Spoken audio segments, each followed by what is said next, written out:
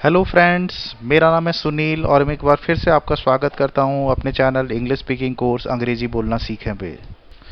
दोस्तों, पिछली बार जो मैंने आपको बताया था तो मैंने आपको इंडेफिनिट टेंस बताया था और उसमें मैंने आपको नेगेटिव और इंट्रोगेटिव सेंटेंसेस भी बता दिए थे।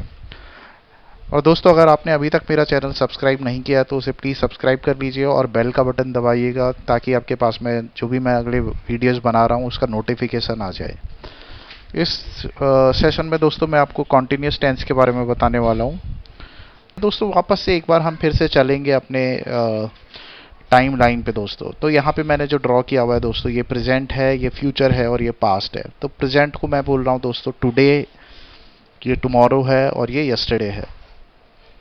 दोस्तों, यहाँ पे मैंने एक सेंटेंस भी लिख दिया है। तो कॉन्टिन्यूस टेंस, जैसा कि आपको नाम से ही समझ में आ रहा होगा कि कोई एक्टिविटी जो है वो चल रही होती है। जैसे दोस्तों मैंने यहाँ पे एक एग्जाम्पल लिखा हुआ है, वह खेल रहा है। तो इसका मतलब है कि वो अभी खेल रहा है। तो प्रेजेंट में हमारे पास में दोस्तों सीधा सीधा हो सकता है कि मैं बोलूँगा कि right now what is somebody doing. तो वह खेल रहा है, तो right now he is playing. अब इसी तरह से दोस्तों अगर मैं यस्टरडे की बात करूं तो मैं एक इसका एग्जाम्पल आपके सामने रखता हूं कि क्या सेंटेंस बनना चाहिए हिंदी में। तो दोस्तों ये देखिए, मैंने यहाँ पे सेंटेंस बनाया है, जब मैं घर पहुंचा मेरा बेटा सो रहा था। तो दोस्तों इसका मतलब है कि मैं आपको एक टाइम बता रहा हूँ, ये टाइम लाइन उसी टाइम को रिप्रेजेंट कर रही है कि जिस समय काम हो रहा था। इंडेफिनिट में भी मैंने ये टाइम लाइन बताई थी, कहा था कि इस समय क्या हुआ। और अब मैं यहाँ पे क्या बोल रहा हूँ दोस्तों कि इस टाइम पे, दिस इज द टाइम, यहाँ पे क्या हो रहा था। तो ये मैं बता रहा हूँ कि कौन सी एक्टिविटी ऐसी थी जो चल रही थी। तो मैंने बताया दोस्तों कि जब मैं घर पहुंचा, व्हेन आई रीच्ड होम, मेरा बेटा सो रहा था। तो ये हमारी हो गई इसी टाइम की एक्टिविटी हो गई, at this point of time, कि कौन सी एक्टिविटी चल रही थी। अब मैं दोस्तों फ्यूचर का सेंटेंस आपके सामने रखता हूँ। तो दोस्तों फ्यूचर के लिए भी बिल्कुल उसी तरह से चलेगा जैसा कि हमारा प्रेजेंट और पास्ट में चला। मैं किस समय की बात कर रहा हूँ, तो मैं यहाँ पे बोल रहा हूँ जब मैं घर पहुँचूंगा मेरा बेटा सो रहा होगा। तो आई एम श्योर कि मेरा बेटा सो रहा होगा। जैसे कि मैं बोलूँ कि 11 बजे मैं जब घर पहुँचूंगा तो मेरा बेटा सो रहा होगा। तो again we are talking about this line here कि ये टाइम पे, इस पर्टिकुलर टाइम पे क्या चीज़, कौन सी चीज़ ऐसी होगी, कौन सी एक्टिविटी होगी जो चल रही होगी। तो ये हमारा होता है दोस्तों continuous tense. This is one of the very simple tense. अब मैं इसके आपको रूल बता देता हूँ और उसके बाद में हम इसका इसी सेशन में हम इसका इंट्रोगेटिव और नेगेटिव भी बना लेंगे। चलिए दोस्तों, तो मैंने यहाँ पे अभी रूल आपके सामने रख दिया है। ये बहुत ही सिंपल रूल है, इसमें वर्ब का आईएनजी फॉर्म आता है और अगर ये सिंगुलर होता है एक्सेप्ट आई एंड यू तो इसमें इज आता है, इज प्लस वर्ब का आईएनजी फॉर्म। अगर आई होता है तो उसमें एम प्लस वर्ब का आईएनजी फॉर्म होता है और अगर यू एन प्लूरल होता है तो आर प्लस वर्ब का आईएनजी फॉर्म होता है। तो दोस्तों यहाँ पे मैंने पास्ट का भी रूल लिख दिया है। ये देखिए, पास्ट का रूल भी काफ़ी सिंपल है क्योंकि कॉन्टिन्यूस टेंस में आईएनजी फॉर्म तो आता ही आता है। तो होगा क्या पास्ट का, अगेन इट्स वेरी सिंपल। अगर सिंगुलर होगा तो उसमें वॉज आएगा। अब it doesn't matter whether I है, ही है, शी है, रोहन है, सोहन है, कोई भी है। सिंगुलर के साथ में वर्ब का आईएनजी फॉर्म आएगा। यू एंड प्लूरल के साथ में वर आएगा प्लस आईएनजी फॉर्म आएगा। तो दोस्तों यू मैंने आपको पहले भी बताया था, you is a very special case और यू जनरली जो है वो प्लूरल की ही तरह ट्रीट होता है। चाहे वो सिंगुलर हो तब भी वो प्लूरल के ही वर्ब उसमें आते हैं। दोस्तों यहाँ पे मैंने फ्यूचर का भी रूल लिख दिया है दोस्तों। तो यहाँ पे विल आएगा प्लस बी आएगा प्लस वर्ब का आईएनजी फॉर्म आएगा। तो again this is one of the very simplest rule और simplest tense I would say. तो इसके रूल्स के हिसाब से दोस्तों अब आपसे मैं उम्मीद करूंगा कि चाहूँगा आपसे कि आप इसे जो है, ये जहाँ पे जितने भी सेंटेंसेस लिखे हैं आप इन्हें ट्रांसलेट कर लीजिए। तो दोस्तों यहाँ पे मैंने कुछ एक एग्जांपल्स रख दिए हैं आपके सामने। सबसे पहले मैंने प्रेजेंट कॉन्टिन्यूस टेंस के रखे हुए हैं। तो ये रख दिया दोस्तों, I am playing, he is playing, you they are playing. तो ये बहुत ही सिंपल से एग्जाम्पल यहाँ पे मैंने रख दिए हैं। ठीक उसी तरह से दोस्तों मैंने यहाँ पे पास्ट के भी रख दिए हैं। तो इसी का, he was playing, I was playing, they were playing. तो ये इस तरह से बन जाएगा दोस्तों, वॉज आएगा, प्लेइंग आएगा, वर्ब का आईएनजी फॉर्म आएगा। अब दोस्तों अगर आप यहाँ पे सोच रहे होंगे कि मैंने जो ये लिखा है जब मैं घर पहुंचा, तो ये एक टाइम दिखाने के लिए लिखा है कि ये इस टाइम पे क्या हो रहा था। तो इसका दोस्तों आप खुद एक बार कोशिश करके देखिए कि जब मैं घर पहुंचा तो इसका क्या बनना चाहिए। तो दोस्तों ये मैंने आपको जैसे बताया था कि ये जो है, इस समय की बात हो रही है, ये पर्टिकुलर टाइम की बात हो रही है।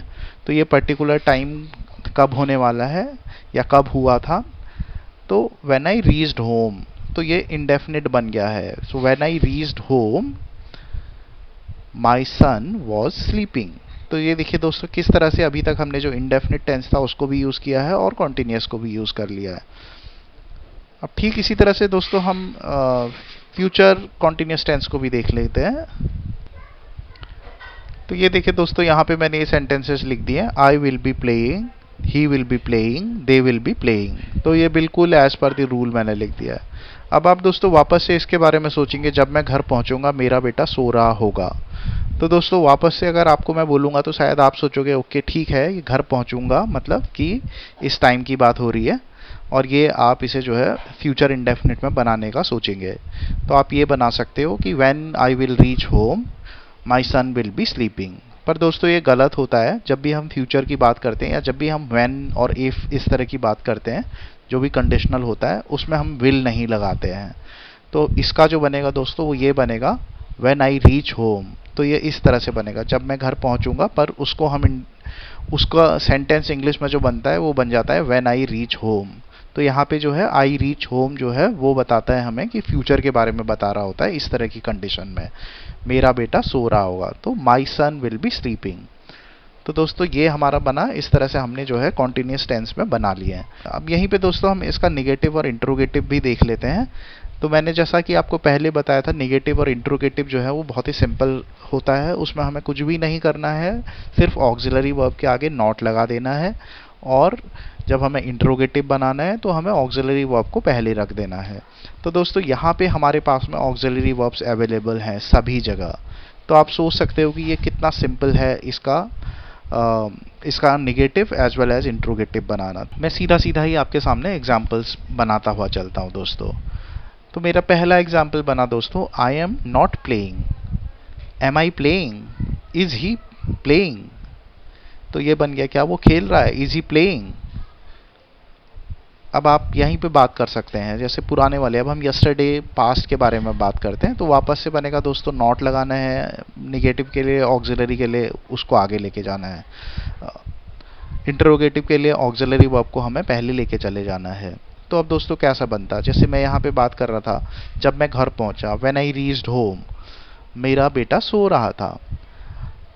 When I reached home was my son sleeping, क्या मेरा बेटा सो रहा था। तो ये हमारा ये बन गया, इंट्रोगेटिव सेंटेंस बन गया। अब मैं इसी को बनाता, when I reached home my son was not sleeping, they were not playing. तो ये हमारा पास्ट का नेगेटिव और इंट्रोगेटिव बन गया, were they playing, were they not playing.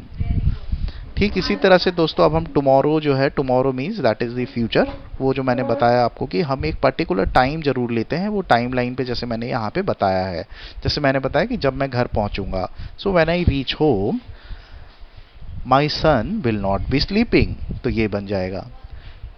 इसी तरह से दोस्तों इनको भी आप बनाने का ट्राई कर सकते हो, I will not be playing, he will not be playing, they will not be playing, और will they be playing, will he be playing. तो ये हमारे पूरी तरह से इंट्रोगेटिव सेंटेंस बन जाएंगे जो वहाँ पे फ्यूचर में क्वेश्चन करेंगे। तो दोस्तों एक चीज़ है जिसे आप याद रखने की कोशिश करना, क्योंकि मैं हमेशा इसी चीज़ पे आगे बढ़ रहा हूँ कि जब भी मैं बात कर रहा हूँ टेंसेस की, मैं एक टाइम लाइन, एक लाइन को जरूर लेके चल रहा हूँ।